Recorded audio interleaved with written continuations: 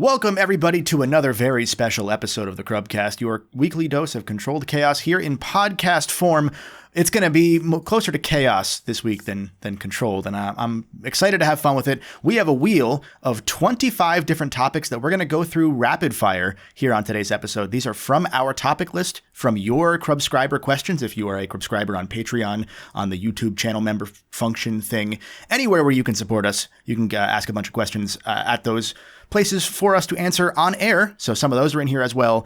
And some other stuff that our Twitch chat said, because we stream these live on Twitch. My name is Kevin. I'm here with three of the sexiest co-crubbers on Earth. I'm here with Moriarty. Hey. I'm here with Sean. I'm here so I don't get fined. And I'm here with Chris. I'm here because I am the fine. So, first, all right, I don't know where to go with that. The wheel is spinning. We don't have a wheel on screen for anyone watching in the video realm, as you can see. In the audio realm, there's none either. I have a list of them here, and they are just spinning in a wheel, and I will just say what comes out. The first topic, let me get my timer going. We have 5 minutes on the clock. We may keep that. We may cut it out. We'll find out. Do plot holes matter? No. Sometimes. Maybe. How do you feel about plot holes, Em? Okay, so, yes, obviously plot holes do matter because they decrease the enjoyment of that sort of, thing. But I think it sort of depends on, what kind of plot hole we're talking about, right? Like, if we're talking fridge logic plot holes, which is the idea that, it's a plot hole you only notice hours later when you're sitting at your fridge, right? Like, you open the fridge and you go, hey, but wait a minute. Fridge. That makes more sense. Yeah, so, if you didn't catch it during the experience, does it hurt the story? Versus a logical gap plot hole, which I'm usually willing to forgive, right? Like the Dark Knight's Joker plan makes no sense whatsoever, but the emotional truth of it is fine, right? The tension works, even though the logic doesn't work. I don't know. There's also the scale of the plot hole. I don't want to give a nuanced answer, but I think it depends on the plot hole and the like you said, the scale, the type of plot hole. Yeah, right? There's a difference between a character is in two places at once versus, the Game of Thrones thing where they're suddenly from one side of the ocean to the other versus the entire motivation of the villain collapses under any sort of scrutiny, right? That's sort of a different kind of plot hole entirely. Yeah. And also, I have a big problem with the modern day critical thinking of plot holes where we all go, cinema sins, right? Cinema sins is just the worst possible thing. They're the worst thing for critical thinking in terms of sort of movies and games just in general. And everybody watches cinema sins and they're like, you said the name of the movie in the movie, so clearly that's a sin. And it's like, okay, look, you're just wrong, right? You created an entire generation of internet brain rot viewers. Fact checkers. You've turned them into auditors instead of audiences, right? And it's not even fact checking. It's just nitpicking. Yeah, it's nitpicking as a substitute. There are some people that will say, I can't think of a good example off the top of my head. They'll say, this is a plot hole. And it's no, this is an in-universe explanation for a thing. It's a plot hole to you because you are not engaging with the universe on its terms. If in a universe you can breathe in space, it's not a plot hole to breathe in space. Yeah. Right. Yeah. But a lot of people will take anything and assume that it's in our universe or catered to our, lived or consumed experience. Yeah, I mean, there's also stories that actively benefit from it, right? Your David Lynch's or the Dream Logic stories. People like to point out the plot holes in what the heck is that movie about the Leonardo DiCaprio goes into people's dreams? Inception? And Inception, right? So you point out the plot holes in Inception, and at any point you can also just be it's somebody's dream, right? As long as it's internally consistent, then it's fine. I don't know. Plot holes are one of those things where I think, yes, they can matter, but sometimes they don't, right? There's this good faith contract that we have where we as audiences are extending forgiveness, right?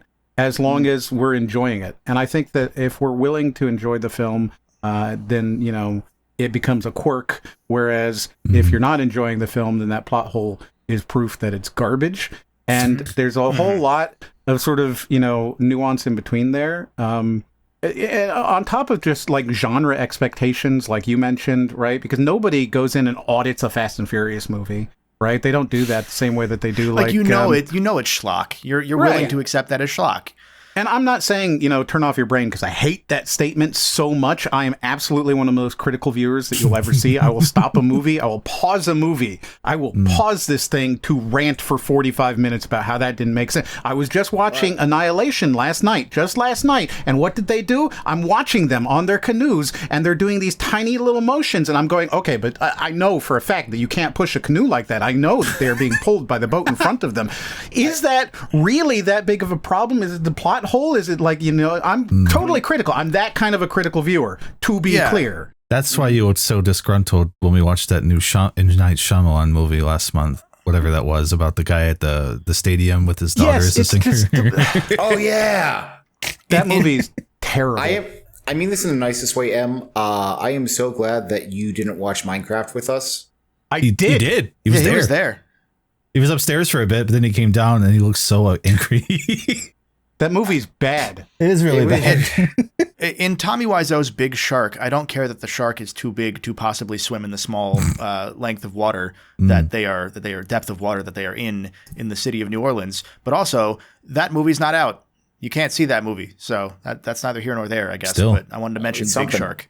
Yeah, we did hit our 5 minutes just now, so that was a successful filibuster. I like that I said nothing in that. Yeah, outside but of that's like the 2 answer. words. You have the answer right now. Depends. We're going to move on to the next one. I already spun the wheel. The next prompt I'm going to throw to you, Sean. Which CRUBCAST member could aura farm the best?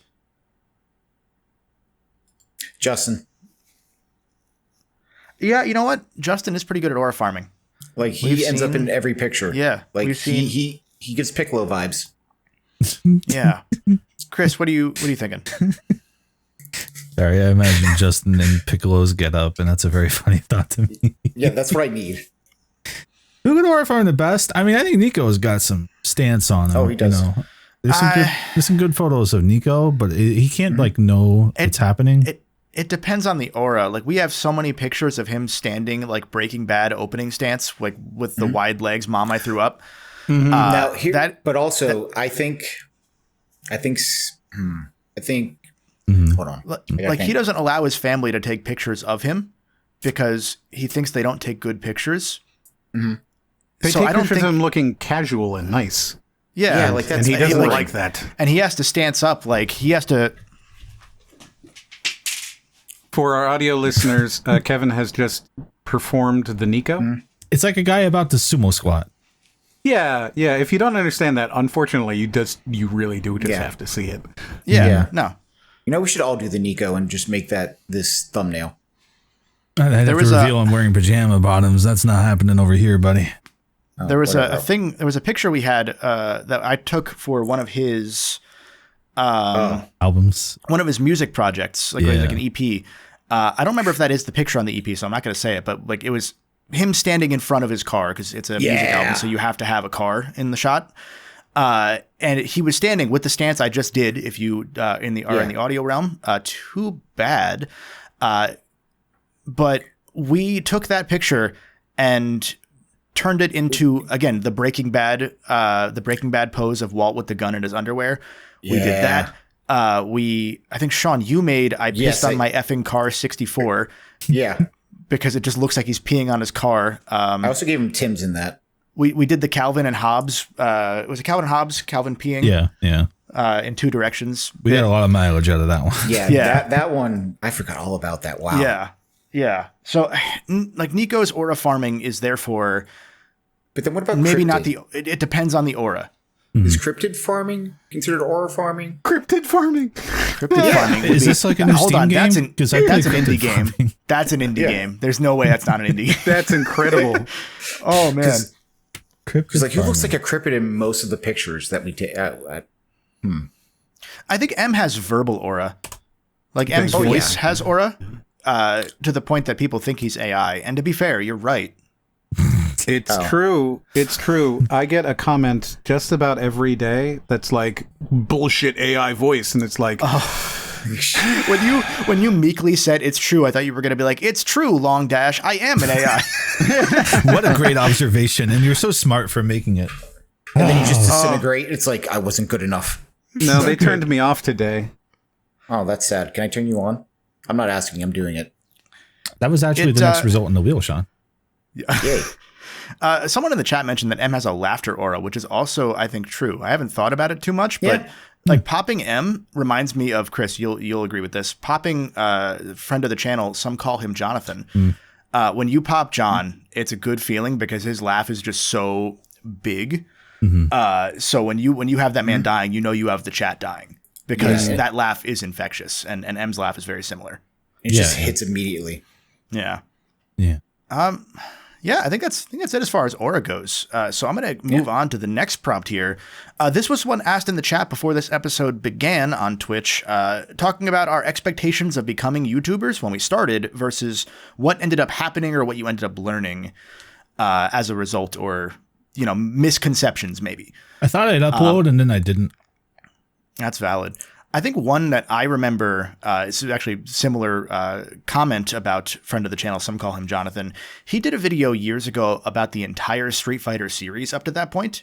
And prior to that, he would do like, a Johnny versus insert game, Johnny versus insert game. And he would do each individual game 90% of the time. So when I saw him do Street Fighter, I was like in the process of being about to start my channel. So I was like watching creators and like brainstorming how to like do my style. Or what was my style at the time, which, as everyone does when they start, it was ripping everybody else off and trying to make that into its own thing. But I watched that, I saw that video, and I was like, oh, it's interesting that he did that. I think if I was going to do that, I would do each individual Street Fighter and like build up the series that way. About a year or two into that, I thought about that again and laughed because I was like, oh man, no, that was the right move. He did that right. I would never want to talk about 400 Street Fighter games video by video, even if you just did Street Fighter 1, 2, 3 as individual videos. It's so much painstaking work that no one cares about. Yeah. So that's really, I guess, kind of the thing, right? That you learn through being, in the thing is how little your audience actually can be trusted and cared, right? True. Like they don't matter. They like not only you don't matter, dear listener. Well, that's not what I mean. That's not what I mean exactly. So, like, here's an example. Imagine that you go on to Twitter or YouTube or whatever, and you post a poll, and you're like, what game should I stream tomorrow? Or what game should I make a video about, right? You're going to get so many people who have an opinion and are never going to watch it. They're never going to watch it. They have no intention of watching it, but they're still going to vote, and they're still going to change, things because they want to share their opinion. Because people, it's the reason why people tweet about what they're eating for lunch to 3 viewers, right? Like they want to be heard. It's sort of a part of our human thing. Our human condition is to just want other people to hear us. And the problem with that is that you can't count on them at all to kind of help you out because they're going to lie to you. They're going to tell you that they want things they don't want. What I learned, the biggest learning that you get as a creator after like probably a couple of years, I think, is to not trust anybody who isn't you anymore. And that's kind of, I am more likely to know what my viewers will like than my viewers are. It's interesting because, like, I've seen, even Cass has done this a couple times where she'll post, like, a community post of, like, which video do you want to see next sort of deal. And it'll be, like, game 1, game 2, game 3, and then she'll include the whatever you want to do option. And it's like, that's going to guarantee, and she knows this, obviously. But, like, when I see other people do that and I don't know if they're aware, it's like you're guaranteeing that people are just going to say, oh, whatever you make, I'm going to watch. And it's like, in a community post, maybe because it's only going to hit, like, 0.5% of subscribers. Yeah. Like there's a chance that maybe those people are more predisposed to watch, but like, they're not reliable in terms of that sort of data. Like, it gives you a little bit of engagement, but that's pretty much as far as it goes. And that's why, like, oftentimes whenever I like, oh, what should I play on, Twitch? It's one to help my ADHD because, like, I don't know which one I want to play. Pick for me. Or, hey, remember that I stream? Cool. Yeah. No, there's a lot of ways to like hit some engagement bait. No matter how you do it. It can be by doing a weird thing on the video. It can be adding, like, I had a bit where I was going to do lens flares in every video and then make an ARG out of it. Like the first 100 videos I made have a lens flare in at least 1 or 2 frames of every video. And my idea was, when I hit X amount of subscribers, I'll tell people, hey, I'm going to give away a gift card or something and like some merch to whoever can timestamp every single lens flare and get them all. Mm-hmm. I then realized I didn't timestamp them myself. So you just reminded me of something. Oh my God, I hate that I did this. Well, did you timestamp all the lens flares to try and get a gift card? No, no, because I used to have this side character named Saki, and I had an entire lore thing. Like, I had an entire lore thing written out of like how Saki came to be. I still have like the teddy bear that I came from. Yeah, he came from a teddy bear and a sock. And I had like all this stuff that I had built up, and I'm like, one day, like I'm going through all my Google Docs deleting stuff, and I'm like, why did I do this? Why did I spend like more time working on this than my any other backstory. video? Yeah. It was a sad day, and I deleted that yesterday. That touches on something I would actually give for an actual answer, right? I guess it's maybe mine also, wasn't. Yeah, for one, only wear one sock, but two, if you're in that boat of like, oh, I want to do this, and I'm like on the edge or whatever. Think about how you as a person change from year to year, 3 year span, 3 year span, 5 to 5, 10 to 10. What you think you're doing at first, you're probably not going to be doing years in if you keep up with it. So don't like stress yourself out too much over some of the details is what I would say like, from this. So, like the example I give in that same vein is like, I spent like 6 months, not actively, truly, but I spent 6 months figuring out my review structure, like the little categories I did, because I wanted to do something better than just giving a score at the end, because that does take away a lot of the nuance, and that's kind of frustrating. All these different things that I was like trying to figure out, what pieces can I take from these things, from these creators I watch, from these creators that I at the time respected. Still respect a few of them, but not a lot of them. And within about 2 videos, I threw that entire structure away. Like I had a cohesion category in my first, I think, 2 videos, my first 2 reviews or retrospectives, I guess. I had a cohesion category that I thought was like, oh, this is going to be the shit. I'm going to combine all the things I said individually about the story, gameplay, presentation, and here's like how they come together in a really fascinating way and how they complement one another. And it turns out you just do that when you write the script. It's already in the sections that you talked about. So what's the point? Yeah. So yeah, like I spent 6 months planning and then threw it all out immediately, because once you get behind it, like you do just have to do at the end of the day. I always hated when people said that. You know, you and I built a whole community and company off of hating that phrase of just build stuff first. But now we both say it. Yeah, I'm pretty sure. Make great content, right? Like when somebody says that, you hear it and you go, wow, what a vague, useless statement. Make great content. No. But like it actually is really the thing. It's the whole, that's all it is. If you want to get famous on YouTube, make great content. That's all you got to do. But like, it's one of those things where each word actually has this sort of deeper meaning. Like you have to actually make it, and it has to be content. It can't just be like random stuff. You have to design it to be, consumed by somebody. And it can't just be good. It can't be acceptable. It really does have to be great. And there's a catch in there too. I'll add to that. Good content, great content is not necessarily great quality. Yeah. Quality is irrelevant. It's content. Yeah. You can make great content without having it be something that is necessarily good. People like to make fun of the Mr. Beast hype beast type stuff. That's incredible content. It gets billions of views. It's not something that I want to do. It's not something I necessarily want to watch. But, boy, it sure is content. You look at Skibbity Toilet, incredible content. And that's sort of the thing, right? Like, you have to understand that it is content. Chris is getting his Skibbity Toilet that we got for him at Crubcella out of Goodwill. Oh, He's my getting God. it. Somebody say Skibbity Toilet. Yo, can you flush him? Do it. Let me make sure audio listeners get this. Give us some Foley.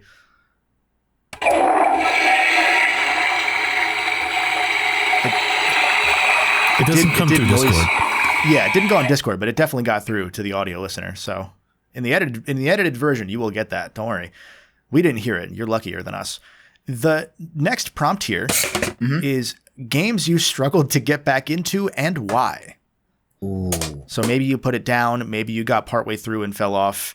I think struggle to get back into means you probably fell off of it for a week rather than just, oh, I don't like this anymore, I'm going to stop. Mm-hmm. Okay, I'm trying. that's a good question. Every game I've ever tried to play since turning like 25. God. Yakuza 1 was that way for me. Kiwami. Because I played that on stream with you, Chris, and Me and I was Patrick. like, oh, this is really fun. And Patrick. And turns out trying to be interesting and talking with two friends about this series while playing it for the first time and having to read and absorb things is not the best way to consume anything. Turns out, what a shock. So I put it down for like a year and a half, 2 years, and then finally set time aside to get back into it and figure out what dumb Yakuza 1 thing I didn't understand from like the early scavenger hunt stuff. And then I got absorbed, and now it's one of my favorite series. I've been back in Metroid Dread since that new Switch 2 update dropped. That was one I haven't really played Metroid, but everyone was so excited for that game. I was like, yeah, I'll just buy it. I'll join in on the hype, whatever. Got 2 hours in. I was like, man, this is a pretty cool game. You know, it feels great to play, having a lot of fun. Put it down one day, and when that come out, that was like during TMG 21, 22.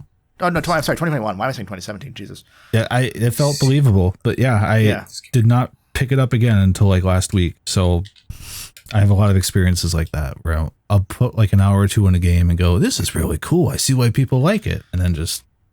Yeah, it's especially like, it's not even just like an age thing. It's also like once you're doing things like for content, it is a weird space to be in. It's a fortunate space to be in. But if you're playing a thing, you're like, okay, cool, I started it and I'll get back to it. And then you never do. Multiple Xenoblades that way for me.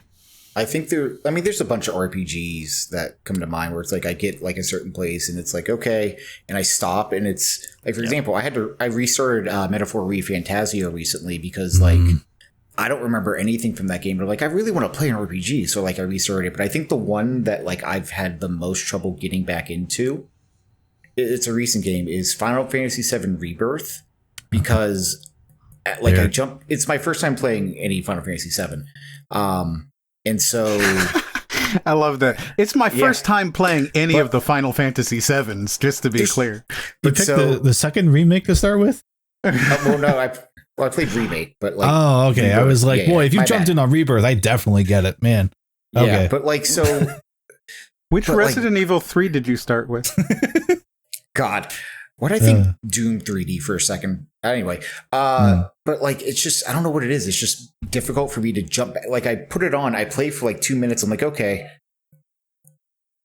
I would say that just means that is not a very good game for you. And I think that's totally fair. Because I tell you what, I like the game though. That's the thing. It's just like getting back into it. Right? Like, why would you? I get it.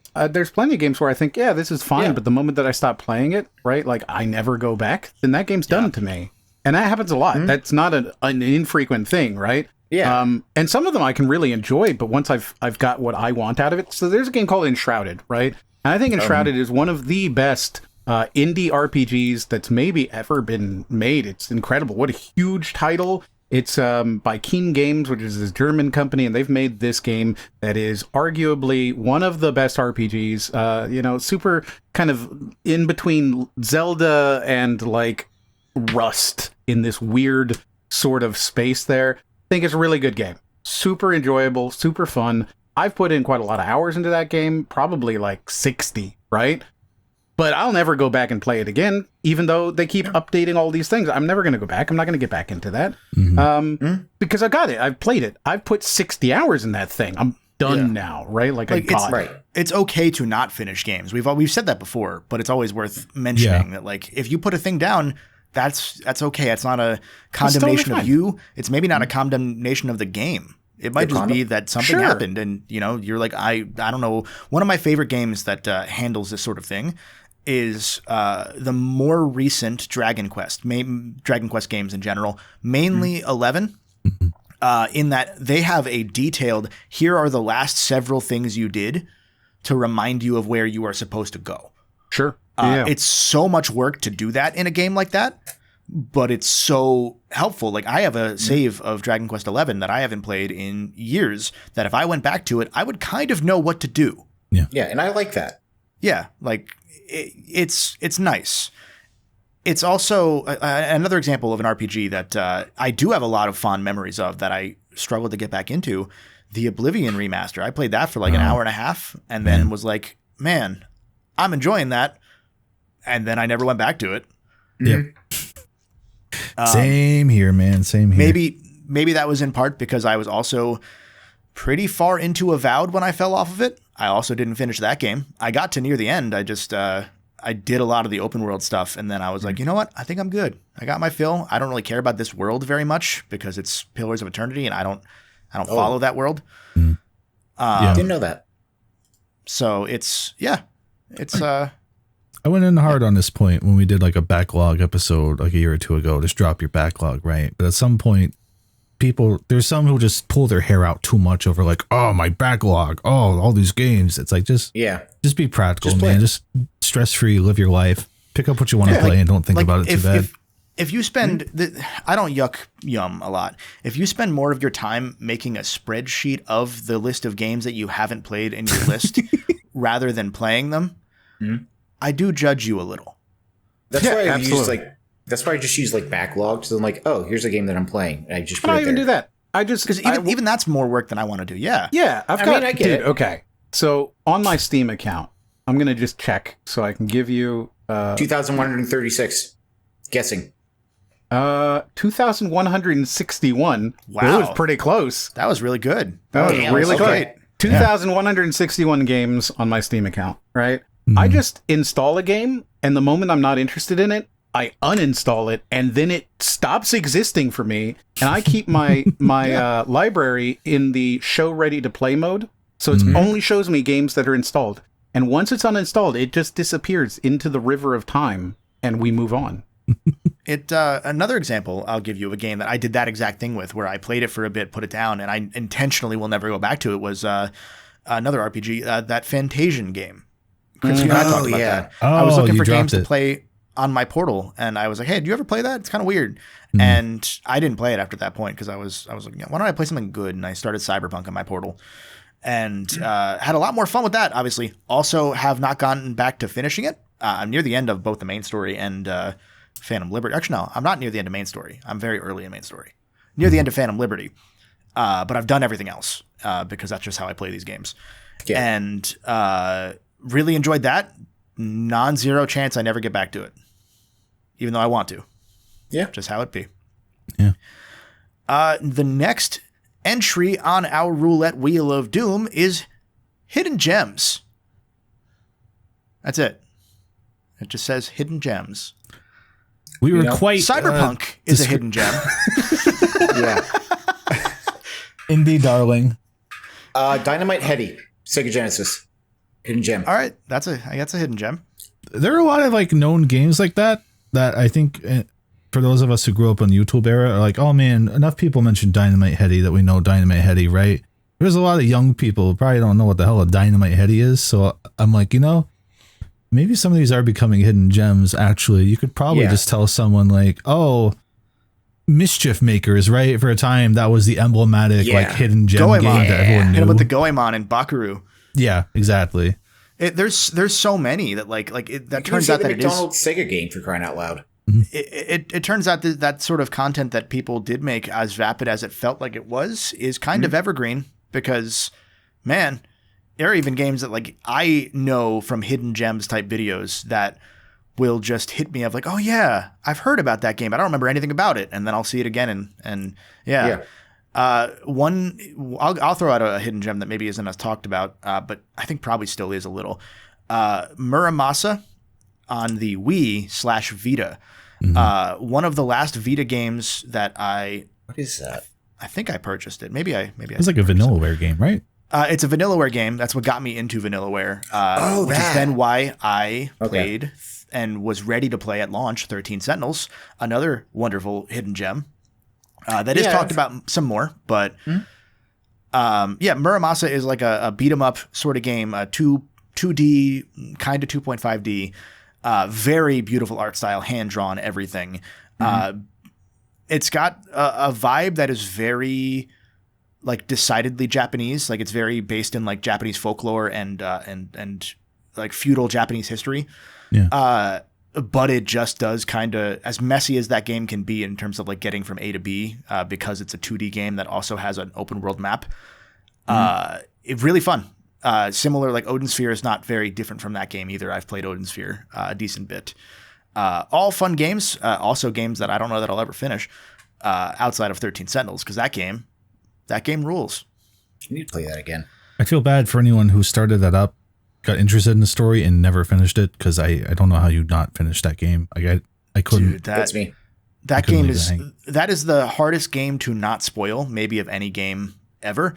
Like there are games with bigger spoilers, but like I think I was playing that before you, Chris. So every time you got to a plot point, like I was like, hey, I finished this. Just say things to me and I'll be like, yeah. And that's what happened for like 3-4 weeks was he would just be like, oh, I got to this thing. Yeah. Because 13 Sentinels is 13 protagonists. They each have their own story path. It's mostly like a visual novel, like 2D walking sim visual novel sort of game. But each of the nodes of the story for each character's chapters can mostly be played in any order. There are some gates where you have to do a certain thing in some story or the other to unlock them. But essentially, you can play like, I think it's like 6 chapters of certain characters in any order across 13 characters. So you might have a plot point that is revealed to you as a big reveal that I knew from the start. Yeah. Very interesting game. It's such an incredible game. All right, I'll download it. I pulled 3 from my Steam played. One is called Digseum. It's like, what if the underground mining thing from Diamond and Pearl was an idle incremental clicker game kind of thing? It's like 3 hours long. It's like $5 on $3 on Steam. It's interesting. It's cute. You know, if you just need to kill an afternoon, that's there. Emily is away. Oh, yes, I'll take questions. There was a Playdate game that had a very similar premise from the Playdate Season 2, where it was Dig like you were Dino? Dig Dino. Yeah. You were digging down and like finding fossils and stuff. Same sort of premise that if you have a Playdate, you should try it. But if you have a Playdate, you have played it. Yeah.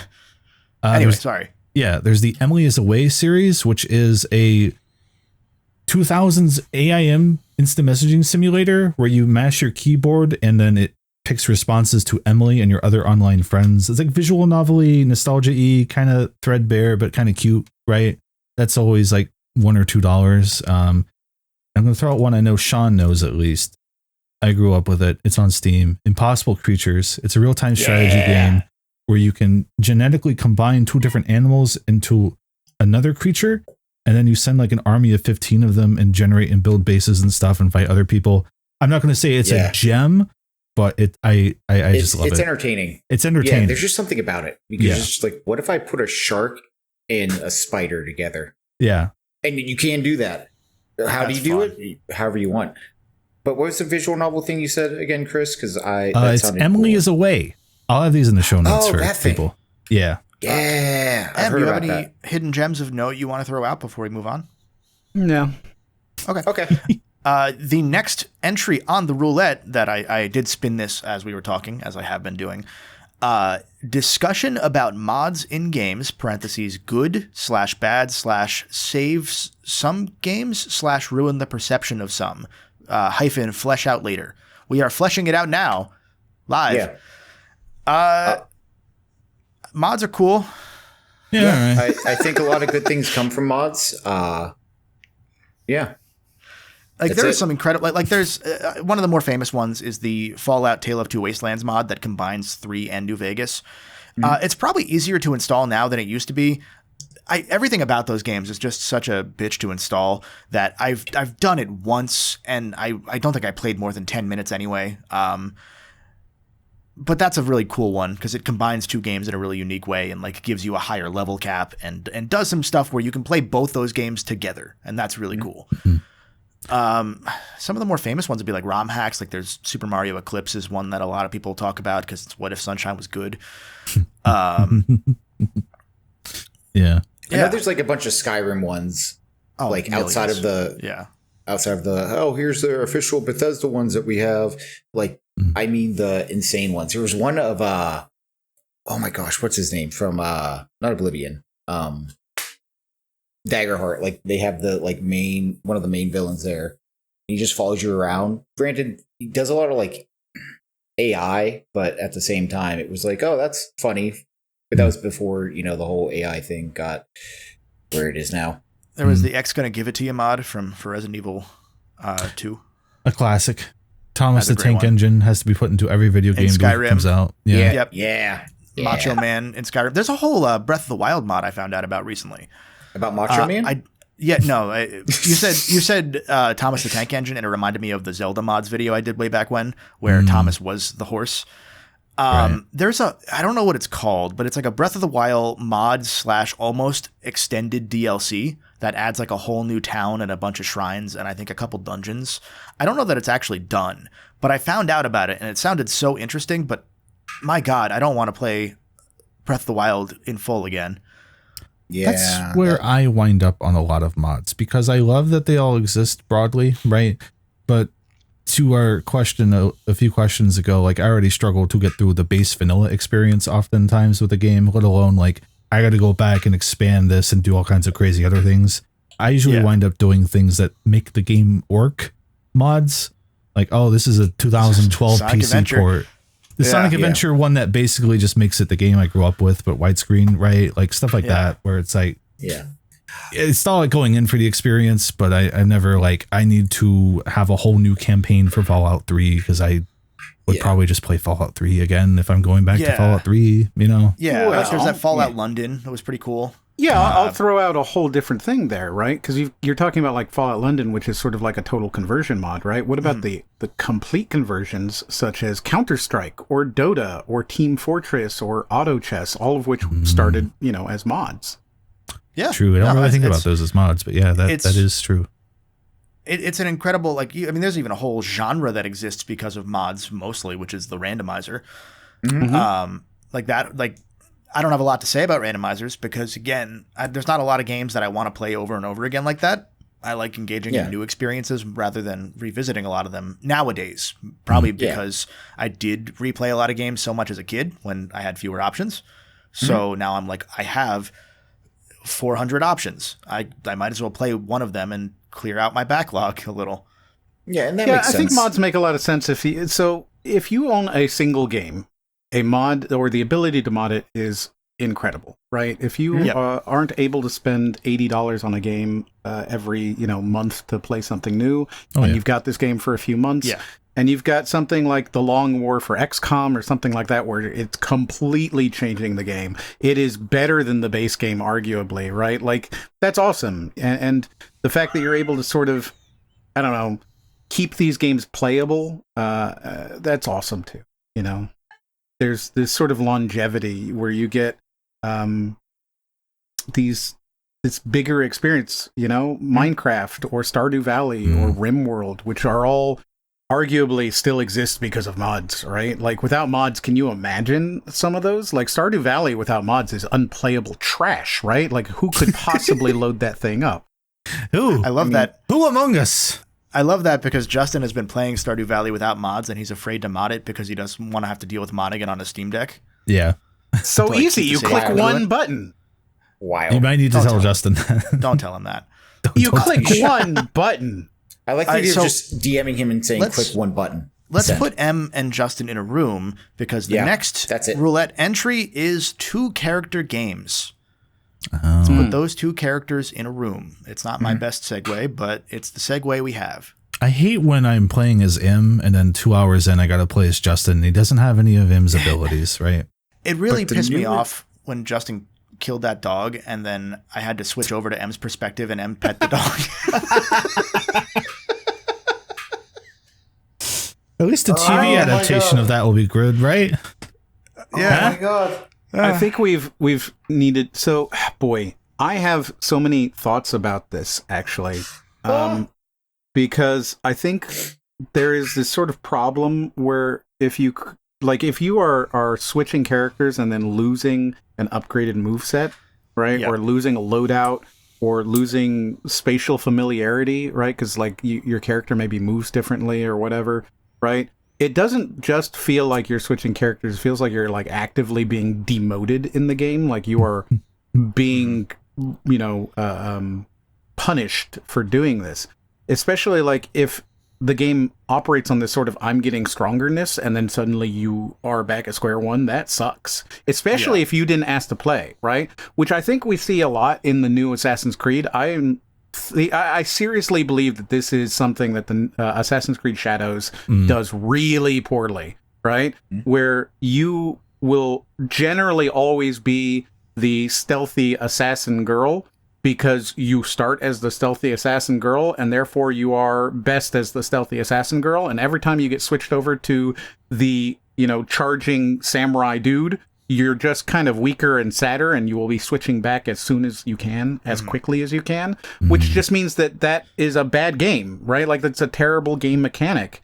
I don't know. I think if you're talking about, like, the best example of it, Claire and Leon, right?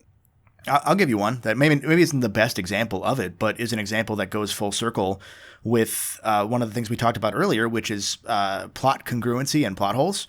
Ratchet and Clank Rift Apart has 2 playable characters, and they straight up say, hey, you have the same weapons and they have the same experience, because they spent like a good several months trying to figure out how to have them be separate characters and have it not be in 2 different dimensions. At that point was the idea, and have it not be confusing as to which dimension you're in at the time, because they're finally answering that whole multiverse thing that they were doing.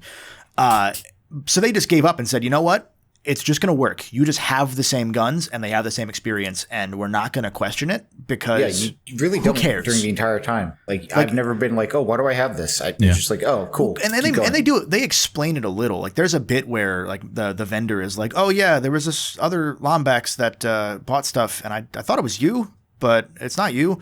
But they're there, and they seem like they upgraded stuff for you. Yeah. So they're probably friendly, and that's as far as they go, because who cares? Like it does, you don't need to have a huge explanation for everything. And that's a really good example to me of a game that just has multiple protagonists and it doesn't drag due to it. Yeah. I think what you need to do is you have to have asymmetric but parallel power curves, right?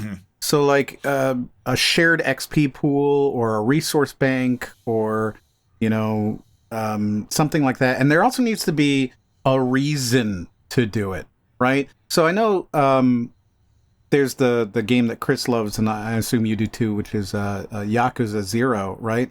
Like I know that when you are switching between Kiryu and Majima, right? I think they both have distinct fighting styles, and they have their own economies, right? And so like there's a reason to switch, and you feel like you're not being punished for doing that. I was going to bring this up, Andrew, because a little bit. I love Yakuza 0. It was cool to like be Majima in an actual Yakuza game, right? But they do have distinct fighting styles, and like Majima's, I will say, are not that great generally. They're kind of funny, but I don't think they're as good. He has the one that's just far and above better than the others, so you just use the one. You just use the one, right? The idea is like, crowd control, one-on-one enemy focus, but to me, that's one where I love it and I enjoyed the story and like the general moment-to-moment Yakuza-ness of it. But I do think if you look at it objectively, I think that game hurt itself by doing that, especially because the tutorials you do as like Kiryu, you then walk through the same kind of thing for Majima, because it's like you don't just start Majima with all 3 fighting styles. He also has to waste time going through his story to unlock his fighting styles, and then have someone be like, this is how you do the thing you already know how to do. And you're like, all right, come on. And it's not just that. It's also one of the problems that Infinite Wealth also has, to a lesser degree probably. But both those games will jump you between each character pretty much every 2 chapters, once you get to the point in the game, at least, where you have multiple different stories going on. Even if they're the same story to some degree. Like in Infinite Wealth, you have the same goals. You're just kind of like tackling each side of the goal, which does it better in that regard to me than 0, because 0 has such good like cliffhangers between the chapter breaks that you're then like, I don't want to go play as Kiryu. I want to see what happened over there. And you got to do like a couple hours of stuff at minimum if you don't do side stuff. That it can get frustrating, and it's especially funny in Yakuza 0, because that was the answer to Yakuza 4 and 5, where they just straight up have stories that end before the story does for each character, and then they kind of wrap them all up messily at the end, because 4 has 4 characters, 5 technically has 5 protagonists, Yeah. And it's like you play Kiryu at the start of 5 for like given like probably 10 hours, but then you don't see him for 30 hours, 40 hours. Yeah. So Zero is a better way of handling that for sure. It's not as good as it maybe could have been. Yeah. Yeah. It's no Banjo-Kazooie. I guess the question is whether or not this is sort of like even a solvable problem, or if it's just like inherently, it's a very video game problem to have. Yeah, right. I guess if there's RPG progression, right, those systems are inherently built around dopamine loops and sort of the incremental power growth concept. So like interrupting that loop will always feel bad, sort of no matter how elegantly we dress it up, right? Like, so I guess, I don't know, like, is the real answer there that dual protagonist games, which I guess is what you'd probably call them, that they should sort of avoid this progression? Or... I think it's almost that thing where it's like how several video games all during the 360 era suddenly had karma systems. It's one of those things where there's divergent evolutions where everybody has the same idea at the same time, and there's another term for it I can't think of. But it's Copying? not like it's not plagiarism. It's not like it's I know. copying. I was trying to be funny. Jeez. When you got to start being fun. So it's Damn. It's Sean's crying. Sean's upset. It's one of those things where I think multiple protagonist games came not entirely, but have blossomed even more so during this current era of games, because now we're trying to find new ways to tell stories within the medium. And what's a good way of telling a story besides having multiple protagonists? And I think it's a video game problem to have, because in a show you can just switch characters. In a game that, like in 13 Sentinels, you can switch characters whenever you want to. You can save and start a new chapter, and the only thing you're locking yourself out of is knowledge of that character. Someone in the chat mentioned a game that I do think does it in an interesting way, because it doesn't affect like RPG systems at all, and it all serves towards a linear story, which was God of War Ragnarok. For the issues that it has, because it does cram 2 games into one, and they really wanted to get the story done there, and the last several hours kind of do go quicker than you think. It does it in a very interesting way, because you don't expect it to change characters at any point. And so spoilers, I guess everyone knows about it now, but like there's a point at which they play on the idea that God of War 4 had, where the whole game famously was just for nerds. It was in one cinematic shot. It was like one camera cut, the whole game, which is such a cool creative way to do it. It's also very in the aisle of an in the aisle of an artsy fartsy like film nerd thing. Like it's games trying to be film, because so many game creators at a point, once it became less of a white collar job and became more of an art, you get theater kids. And so theater kids want to do theater kid stuff, and you get something that's really unnecessary but kind of fun, like a one camera angle, one camera shot. And God of War Ragnarok is technically also one unbroken shot, but it does it in an interesting way where they will do the thing where they will have a door close, and in the door closing, usually in like a traditional filming sense, it'll go over the black screen of the door closing, and that's when it looks like it's fading to the next scene, or it's panning to the next scene directly. But it is 2 separate scenes being shot. Like you don't film a one cinematic shot movie in one shot. You fake it. Anyway, so that's how they surprise you by having the protagonist switch in that manner, and it's really kind of interesting. I think if we were going to do like an idealized version of a 2 protagonist system, I think it would be something that's skill based, like Dark Souls or something like that, where you yourself are getting better. And so when you switch the character, if you're going from sort of a light weapon character to a heavy weapon character, there's going to be changes there, and you're gonna have to learn stuff, but it is still simple enough to switch over there. So there's nothing that you lose necessarily when you switch. So in Neo 3, you actually get to do that. You can switch from like a samurai to a ninja, and you have like different weapon sets, different armor sets that you have, but it's all, you literally just push triangle and you switch characters right then and there. Well, I mean, you're the same character, but like you switch right then and there. And there's that's almost like switching weapons at that point rather than like having two protagonists. And they do it in a way where like also characters will like attack you and you see like, the wind up, it like flashes a certain color. If you push triangle, you can like counter and then switch to the other character and like do like a cool move with that. So they incorporate it into like actual combat as well. I'll give you another game made by that same team that has a really cool thing. Technically, it is arguably a dual protagonist game, Rise of the Ronin. Right. You play as like two siblings. I think twins, actually. I don't remember fully. But two siblings, and you pick which character you want to play as. The other one's with you because that game is sort of like a Neo-y combat with some like, what's the Ninja Gaiden sort of in there?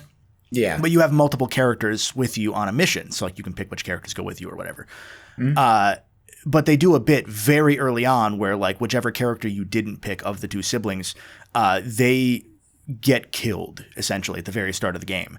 The very obvious thing they then do, so it's not really a spoiler here, is they then have that character come back alongside the villain because the villain saved them. So then you're fighting your sibling, who is the other protagonist of the story, even though they're now an antagonist because you didn't pick them. Mm-hmm. Yeah. And that's a cool thing. Like, it doesn't really affect anything, but it's a cool idea. Yeah, I'm into it. I vibe with it. We've gone on that one for a while, so I'll jump us ahead to the next entry in the wheel. Most memorable video game bosses. Well, I think you start off with Ganon, right? Ganon. Which Ganon, though? Well, obviously Zelda 2 Ganon, the best Ganon. Okay. Because he's I'm not surprised you even... wouldn't say Dark Link at that point, because Dark Link's also another protagonist situation.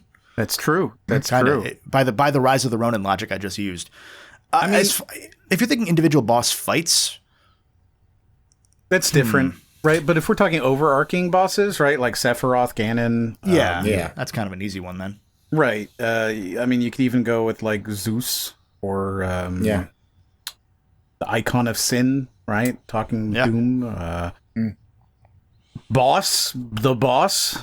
Yeah. Right? Like, so famous that people think that is Solid Snake, right? Like, you know... I definitely think about a lot of the prestige of boss fights more than the boss fights sometimes, right? Like all the ones you mentioned, the Bowsers, the Eggmans, right? I think of the character more than fights usually. I think of Dante's Inferno, Satan with the giant swinging penis. The one that I think of all the time is Shadow of the Colossus, how it's all bosses, and they're all so unique, but like at the same time, it's one of those games where you don't get unless you play, because you can be like, oh, well, you know, the final boss in that one. It's like, well, okay, cool, but I really like the flying one. Or, you know, I really like the giraffe one for some reason. I don't know why. Or the one, the Colosseum. And they're all different. But at the same time, I think that's one of the games that, like, when I think of bosses, despite there not being one of my, like, oh, this is one of the best bosses of all time, I just think of that game immediately because, like, wow, there were a lot of good bosses in that game. You know? Yeah. It's unfortunate. No More Heroes is very similar.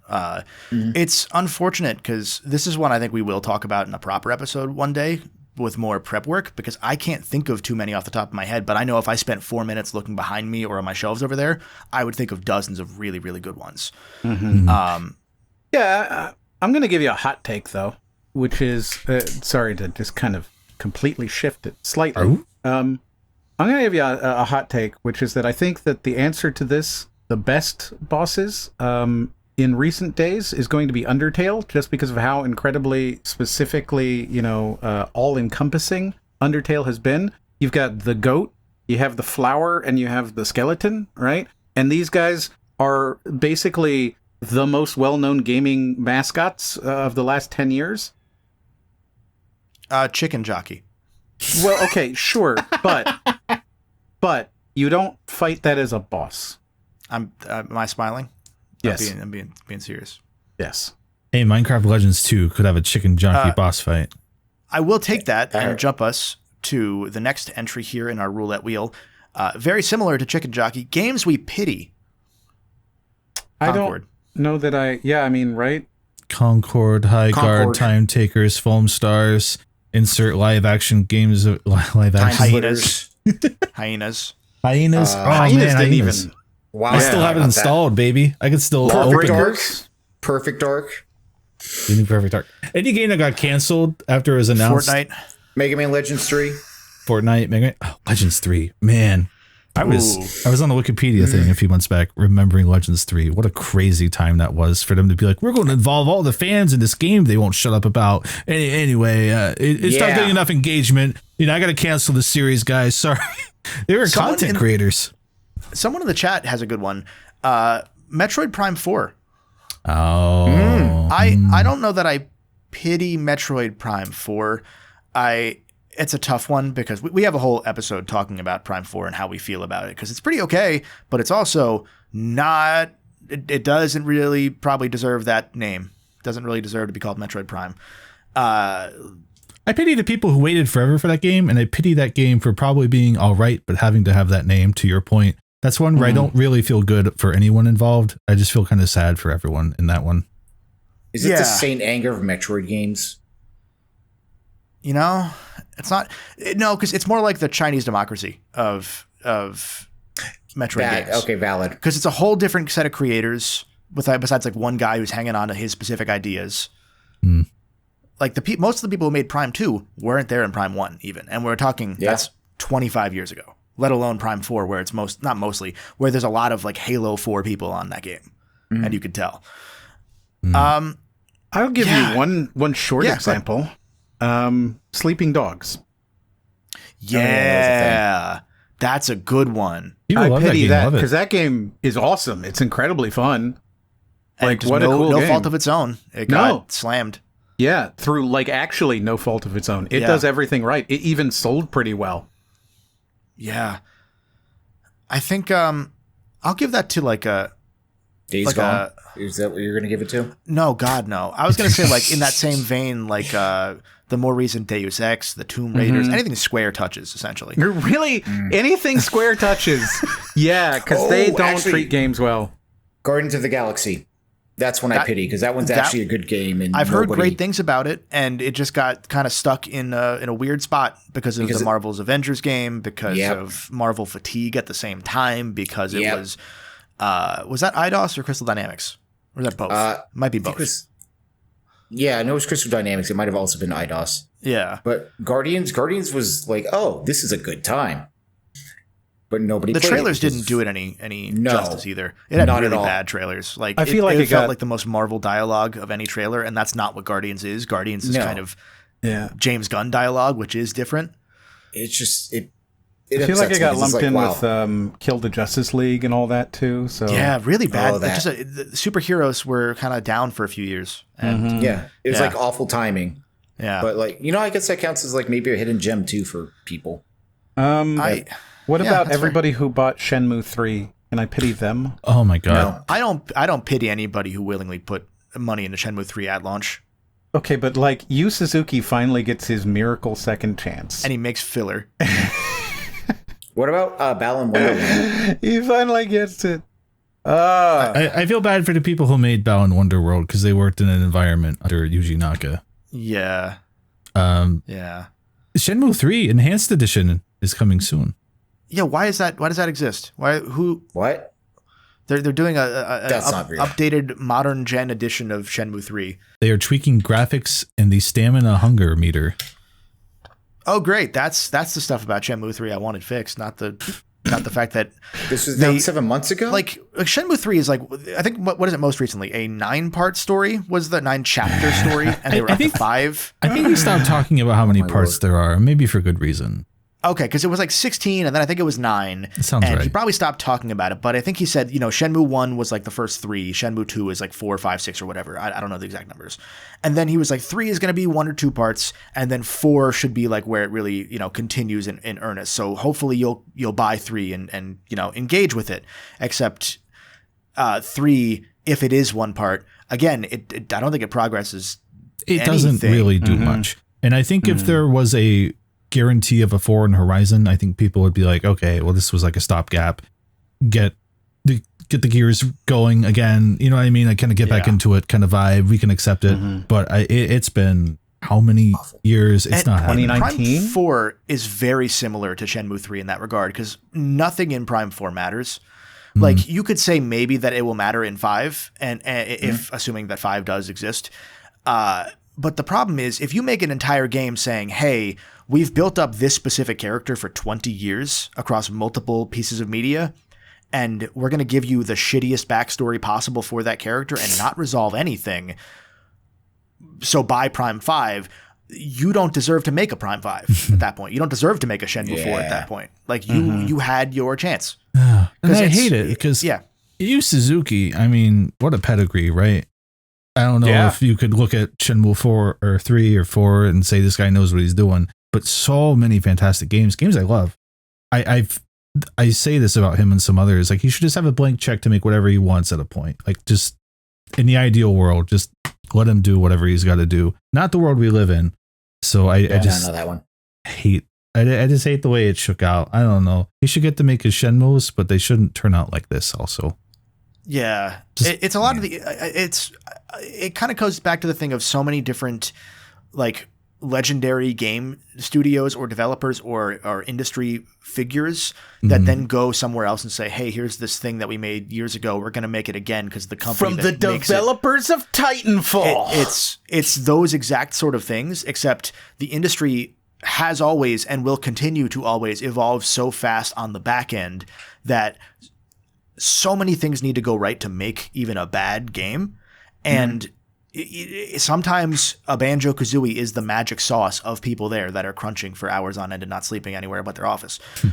Sometimes that is just the result of that specific concoction of magic sauce. And if you try and take that and make it again somewhere else 20 years later, even if you have the same people, like you said earlier, Chris, you change a lot in a few years, let alone 20. And there's also the sort of like, you know, could it ever have been?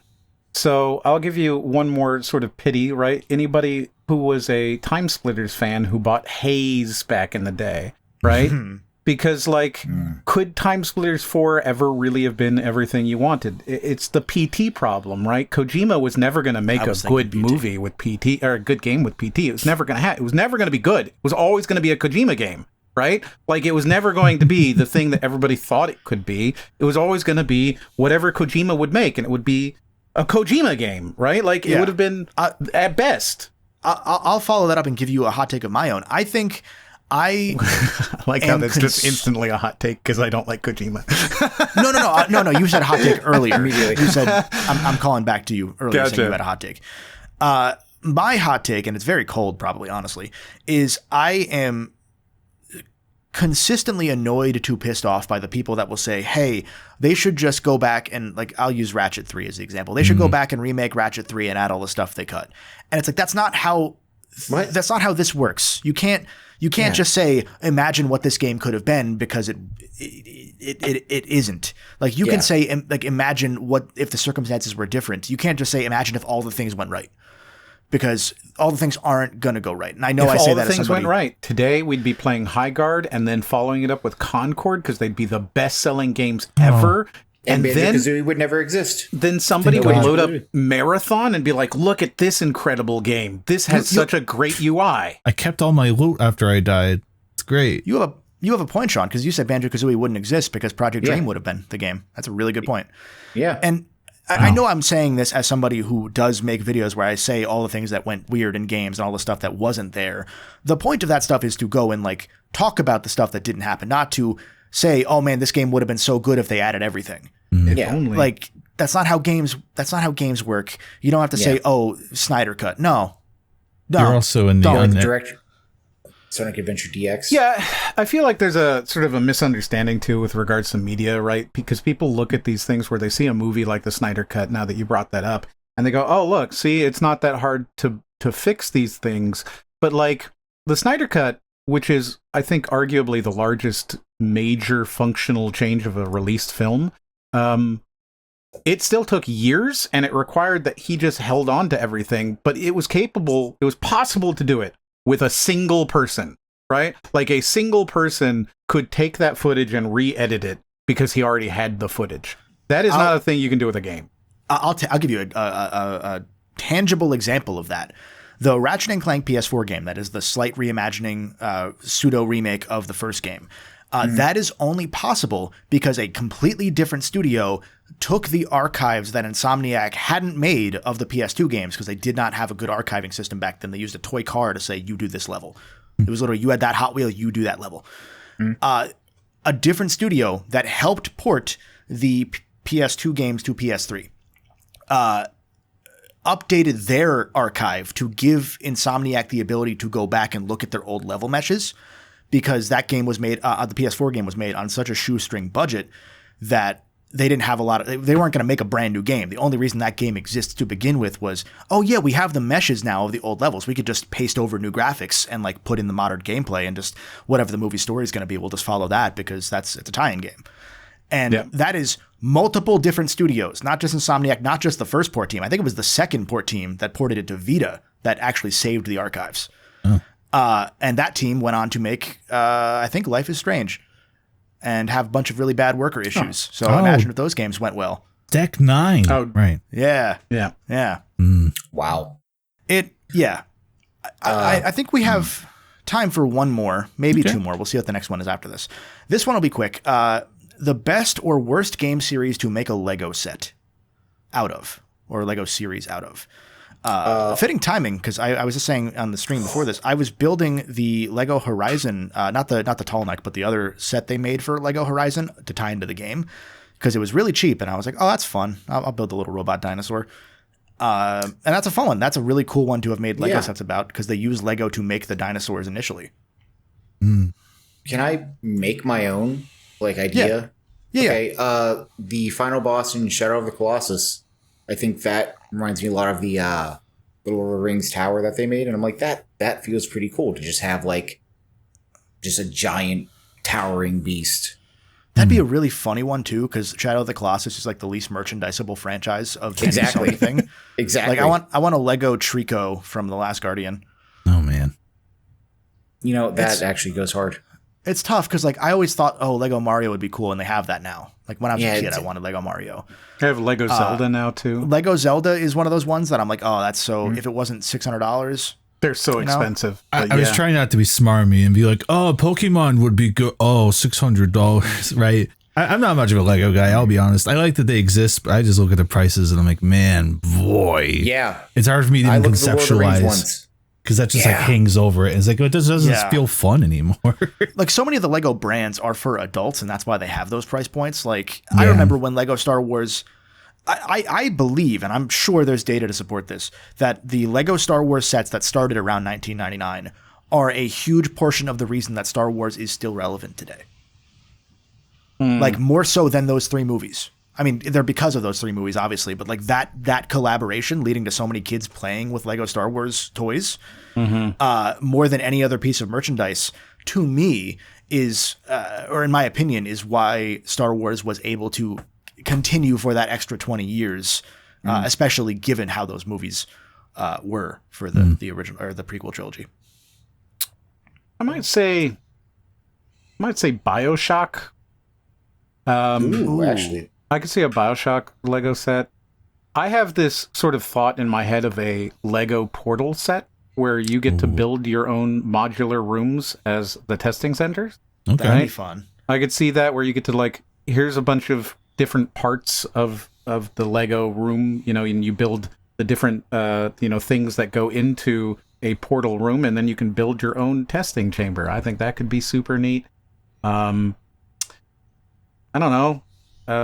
Ace Attorney could be fun because you get to do a little courtroom and have this, that'd be great. Hold it, speech bubbles and stuff. Could be fun. You could even have them do the thing that the Mario ones do now, where they interact with each other. You could have him step on a platform and say objection. Mm-hmm. Yeah, with the smart brick that they just announced. Yeah. What about Lego Condemned 2? Okay, I'm back in now. Hold on. If we're talking about terrible ones, the Stanley Parable. It's just a bunch of offices. Ooh. Oh, right. This one's Office 247. This one's Office 248. Do you have both of them?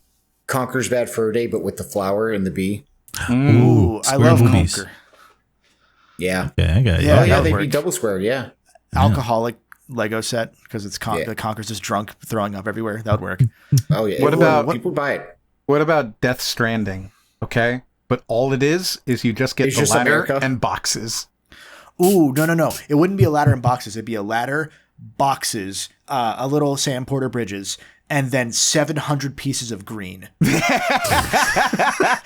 there's no guide on how to make them. You just put them together however you want. But they're all like slightly different shades here and You there. have to ask friends how they built theirs so that you can put it all together. That's great. Oh, We have I some good hate ones coming this. up in our chat here. Justin Mon says Resident Evil 1. I think Resident Evil could maybe, like the Raccoon City Police Department could be a cool Lego set. Yeah. I could see that. Metal Gear Solid 1 and 2, apparently Lego was used for the level design while making those games.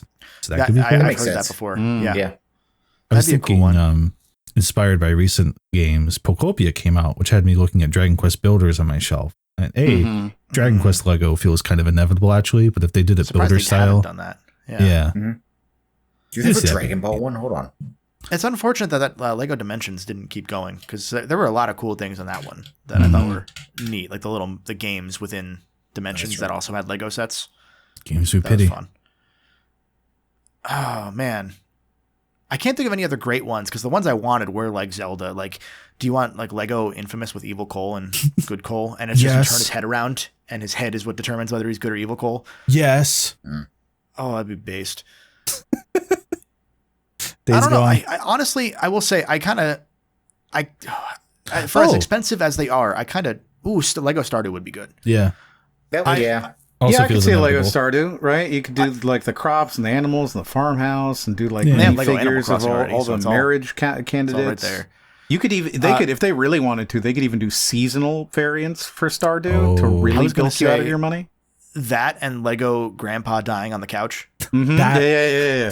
I would buy that. That's the one Lego Yeah. I would buy is Grandma That would go so dying on hard. the bed. I as far as expensive as Lego branding is nowadays, I will say I think I kind of trust that the Lego company God. with the brands they have chosen. You I'm know, Googling this. broadly in terms of Lego popularity and in terms of like what Grandpa. they can make cool Lego out of. I don't often see a Lego set and I'm like, why did they do that? That is a good point Yeah. I've never really thought of, right? Horizon feels like the weirdest one, but even that, I was like, they made a game, so it makes sense, you know? It also Well, like and it was- it looks like something, right? Like when you look at the monsters, the robot monsters in a Horizon, you go, yeah, I could see how I could build that. That could be a cool thing to have on your shelf or something. It's that, and it's like I said earlier, the part of the reason for the collaboration was that the original the original creatures in Horizon were built modeled with Lego as part of the idea process, and then they Sony had someone at Lego they could talk to, and be like, hey, what do you guys think? And they obviously waited a few years. They didn't do it right away, but like people were saying, like people forget with Horizon because of all the grifter bullshit that came out in the most recent few years. Yeah. People forget that people were asking for Lego Horizon stuff like before 2022. People wanted that. And so once they did it, it's like, come on, that's a sick thing to do. I saw someone made one of the insane people that makes their own custom Lego sets, made like a $600. They weren't selling it themselves, but it would cost $600 to make a 6 foot tall or a 3 foot tall neck variant, rather than the one that they sold officially, where it's like huge, like to scale. It's here nor there. It's unfortunate what happened to discussion around those games because, like, I take everything else away. Those robot designs are so cool. Like, they remind me of Zoids, and I like Zoids quite a bit, right? Yeah. Oh yeah, Zoids. The Horizon dinosaur things they've made are just so cool looking. Like, those games are fun. It's not like, but it just feels because of the conversation around it like some weird cursed thing. But I mean, people like them. It's not like they're bad. yeah. We just listen to like 0.1% of people and feel weird about it. Yeah. I It's don't ever like, feel weird. You should. I will say, like, as I've thought about those games more, and it's not even related to like the grifter bullshit. Like, I've even thought like, man, I wouldn't really enjoy playing Horizon 2 now as much as I did when it first came out. Cause I really did enjoy it. Like, I had issues with like how stupid the mission design was, because it was still being designed in the old style of just hit the scan button over and over again until it tells you exactly where to go. Yeah. Those are functional game design issues that I have had with those games. But even like I've thought about it, like I think it's like something about that style of game has finally kind of tired me. That I'm like, man, I hope with what they do with whatever they do with 3, like I hope they can really hit it out of the park while probably keeping the same like normie energy that those games do exude for that audience that is buying 20 million copies of each game. You know? Gosh. Yeah. Hope that co-op game is good. It'd be cool if we could hear people talk about that. But it'd be a shame if there was somewhere you could hear any opinions on that thing. Yeah. That's been announced. Yeah. I wonder how the beta was, but I guess you can't. No one's allowed to talk about how the beta was for that thing because it was a locked, embargoed beta. So you can't talk about how surprised you were at how good it was because Sony didn't want people to talk positively during Marathon weekend. We can't tell people we were slamming multiple servers that weekend. Yeah, it'd be weird if someone talked positively about that, but I guess they don't want them to. So yeah, that makes sense. I just looked over. The final entry for today's roulette wheel of things that chat said / topics from our topic list. Daxter plush pussy mod. Thank you.